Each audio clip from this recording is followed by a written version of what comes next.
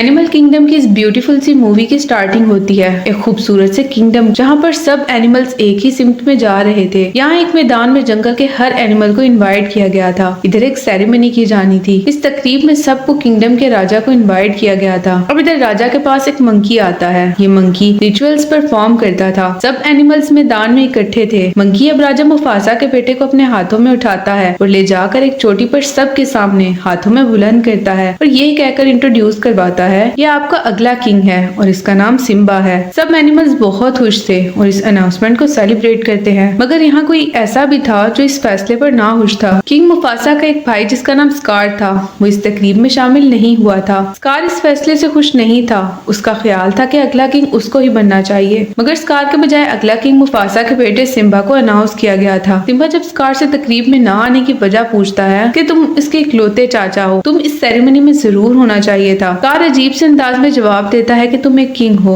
और किंग का बेटा ही अगला राजा होगा। मेरी यहाँ क्या हैसियत। स्कार इतना कहने के बाद वहाँ से चला जाता है। सीन में कुछ देर बाद का वक्त दिखाया जाता है जहाँ सिम्बा अब काफी बड़ा हो चुका था। सिम्बा अर्ली मॉर्निंग उठता और अपने बाबा मुफासा के साथ हल्की फुल्की सी शरारतें करते हुए उन्हें नींद से जगाता। सिम्बा आज बहुत खुश और एक्साइटेड था। सिम्बा अपने बाबा मुफासा को उनका प्रॉमिस याद दिलाता है कि आज मुफासा ने उसको पूरे जंगल की सैर करवानी थी। मुफासा मुस्कुराते हुए कहता है कि यहाँ मुझे अपना प्रॉमिस याद है। मुफासा सिम्बा को लेकर एक ऊंचे टीले पर जाता है। वो सिम्बा को दिखाता है कि जहाँ तक तुम देख सकते हो और जहाँ तक तुम्हें सूरज की रोशनी पड़ रही है सारा इलाका हमारा है। इस पूरे इलाके की हिफाजत करना मेरा फर्ज है क्योंकि मैं यहाँ का राजा हूँ और जब मेरे बाद तुम राजा होगे तो ये जिम्मेदारी तुम्हारी होगी। फजूल शिकार करना और मासूम जानवरों को नाहक मारना वो भी सिर्फ अपने मजे के लिए, ये सब गलत है और गलत होने से रोकना हमारी जिम्मेदारी है। इधर अचानक से सिम्बा की नजर एक घाटी पर पड़ती है जो कि काली घाटी के नाम से मशहूर थी। सिम्बा इस बारे में मुफासा से पूछता है मगर मुफासा सख्ती से उसको डांट देता है कि वो इलाका ममनू है। आज के बाद तुम उसका जिक्र नहीं करोगे और ना ही वहाँ जाने का सोचोगे। मुफासा और सिम्बा जंगल की सैर कर रहे थे। यहाँ अचानक से जाजू आ जाता है। जाजू मुफासा का एक असिस्टेंट था और जंगल में होने वाली हंगामी सिचुएशंस के बारे में मुफासा को इत्तला करता था। जाजू अब मुफासा को इत्तला देता है कि हाइंस ने फिर से कुछ एनिमल्स पर अटैक कर दिया है। ये सुनते ही मुफासा जाजू से कहता है कि सिम्बा को लेकर घर जाओ और खुद मुफासा और इन हाइंस से लड़ने और बाकी एनिमल्स को बचाने निकल पड़ता है। इधर सिम्बा घर के रास्ते चल पड़ता है मगर कुछ खेलता हुआ अपने चाचा स्कार की गार की तरफ चला जाता है। सिम्बा स्कार से बातें करता हुआ उनके पास चला जाता है। सिम्बा की बातों से स्कार को पता चलता है कि मुफासा ने तो अभी सिम्बा को सब बता रखा है कि अगला किंग वही है। साथ ही बातों में स्कार को ये भी पता चलता है कि सिम्बा को काली घाटी जाने से मुफासा ने मना किया है। स्कार के दिल में साजिश जन्म लेती है। वो सिम्बा को घर जाने के लिए कहता है। साथ ही वो सिम्बा के कान में बात डालता है कि काली घाटी तो बहादुर लायन ही जाते हैं, वो जगह बच्चों के लिए नहीं है। मगर सिम्बा इन बातों में मौजूद चालाकी को समझ नहीं पाता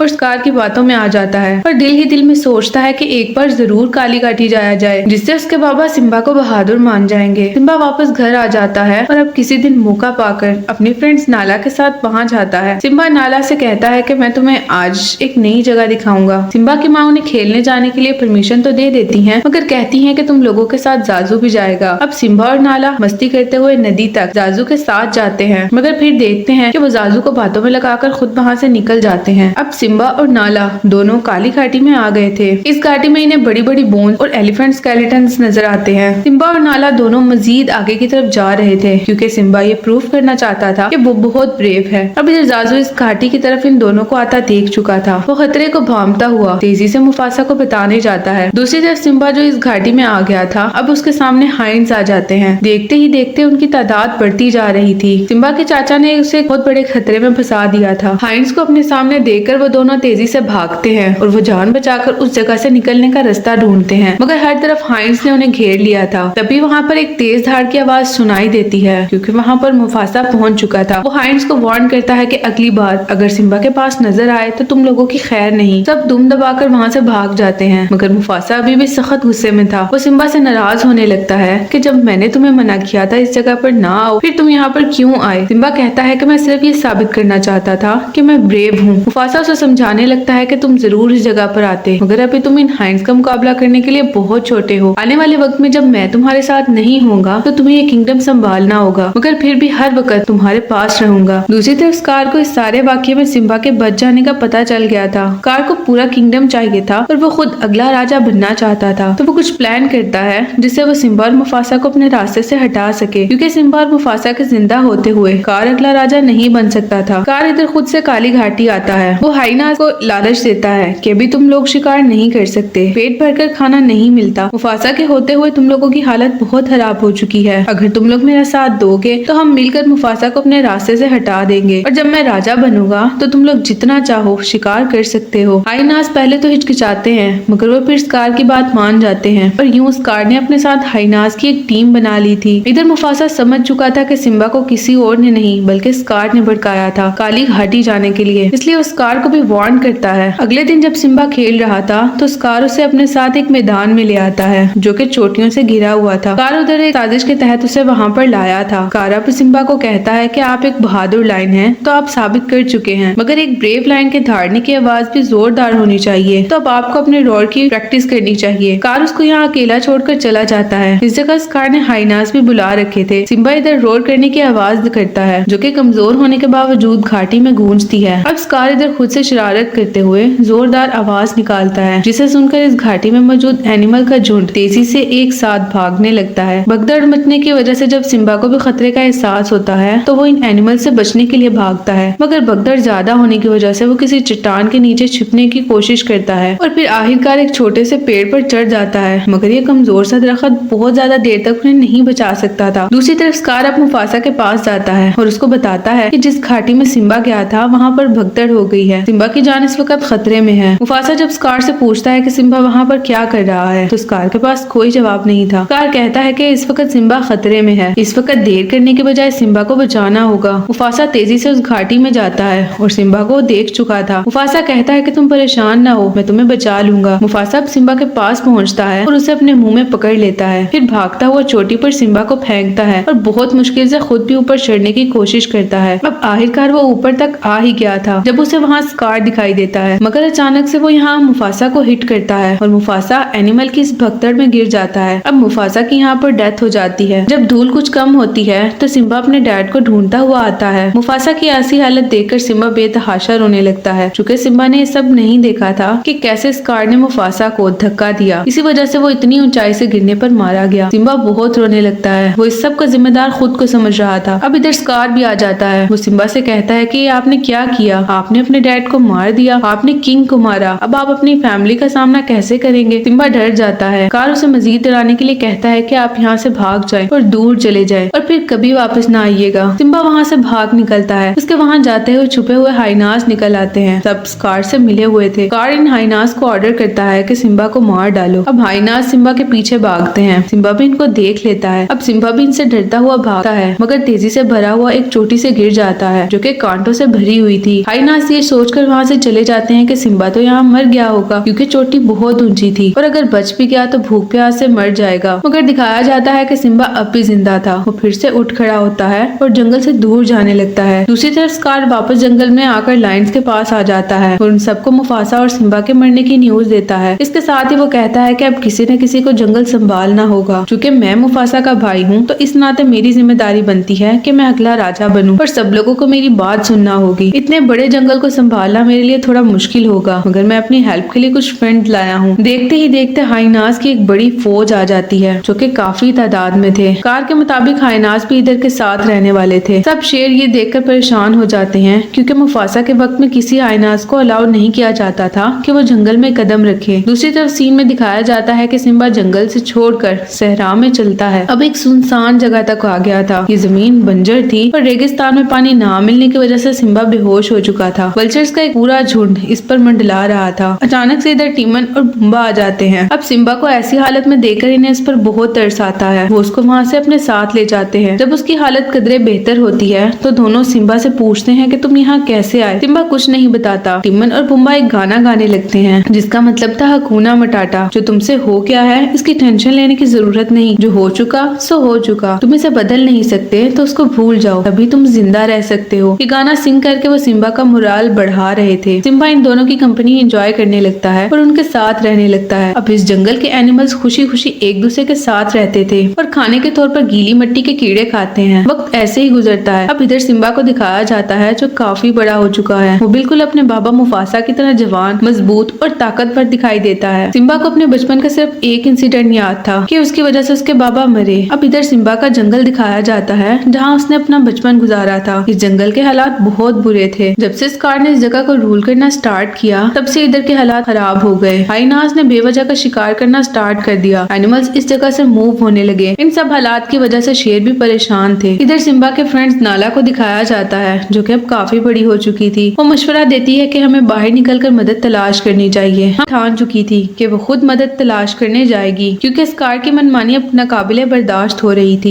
दिखाया जाता है कि रात के अंधेरे में नाला वहाँ से निकलने में कामयाब हो जाती है। दूसरी तरफ सिम्बा को दिखाया जाता है जिसका बालों का एक गुच्छा अड़ता हुआ पानी और एनिमल से होता हुआ किसी तरह इस बंदर के हाथ लग जाता है जो कि मुफासा का खास था, जो रिचुअल्स भी परफॉर्म किया करता था। बालों के इस गुच्छे से उसको मालूम पड़ता है कि सिम्बा अब भी जिंदा है। ये देखकर मंकी मुतमईन हो जाता है। अब इधर नाला अपना जंगल छोड़कर दूसरे जंगल आ गई थी। वो एक एनिमल्स के पीछे भाग रही थी कि उसे सामने पुम्बा दिखाई देता है। नाला उस पर अटैक कर देती है मगर अचानक से सिम्बा कहीं से निकल आता है और पुम्बा की जान बचाता है। दोनों शेर आपस में गुत्तम गुत्ता हो रहे थे और उनमें लड़ाई होने लगती है। नाला के लड़ने का अंदाज अब भी वही था जैसे बचपन में वो स्टंट करती थी, जिससे सिम्बा उसको पहचान लेता है। नाला इधर सिम्बा को भी पहचान लेती है जिससे वो दोनों बहुत खुश हो जाते हैं। नाला सिम्बा को बताती है कि उसे कभी नहीं लगा कि तुम ऐसे अचानक से मर गए हो। तुम्हें अब मेरे साथ वापस चलना होगा। हम सबको तुम्हारी जरूरत है। कार के राजा बनने के बाद हालात सख्त खराब हो चुके थे मगर सिम्बा जो कि अब भी मुफासा की मौत का जिम्मेदार खुद को समझ रहा था, वो नाला के साथ जाने से मना कर देता है। सिम्बा अब नाला को भी ऑफर करता है कि तुम मेरे साथ यहीं पर रह जाओ, हम दोनों यहाँ पर मिलकर हंसी खुशी रहेंगे। नाला को ये सुनकर अफसोस होता है कि वो सिम्बा से कहती है कि हम सबको तुम्हारी जरूरत है और तुम साथ जाने से मना कर रहे हो। नाला नाराज होकर वहाँ से चली जाती है। अब इधर इस मंकी को भी सिम्बा के जिंदा होने का मालूम पड़ चुका था। वो भी सिम्बा को ढूंढता हुआ इसके पास आ जाता है। वो सिम्बा को बताता है कि मैं तुम्हारे बाबा मुफासा को जानता हूँ। सिम्बा पूछता है मगर मंकी भागने लगता है। सिम्बा उसके पीछे रोकने के लिए भागता है। अब काफी रास्ता तय करने के बाद मंकी एक नदी तक सिम्बा को ले आया था। मंकी कहता है कि इसमें है मुफासा। सिम्बा जब नदी में देखता है तो उसे वहाँ पर अपना चेहरा नजर आता है। मंकी अब उसे कहता है कि देखो तुम्हें अपने चेहरे में मुफासा ही नजर आएंगे। मुफासा यही चाहते थे कि उनके बाद जंगल को तुम संभालो। जंगल का राजा बनना ही काफी नहीं होता बल्कि सब एनिमल्स का ध्यान रखना भी एक राजा की जिम्मेदारी होती है। मुफासा के बाद तुम्हारी जिम्मेदारी है कि तुम सब एनिमल्स को प्रोटेक्ट करो। ये सब बातें सुनकर सिम्बा काफी मोटिवेट हो जाता है। अब सिम्बा जोर से दौड़ता हुआ फिर से जंगल की तरफ निकल पड़ता है। रास्ते में नाला भी उसको मिल जाती है। टिमन और पुम्बा उसके साथ ऑलरेडी जा रहे थे। सिम्बा नाला के साथ वापस अपने जंगल पहुंचता है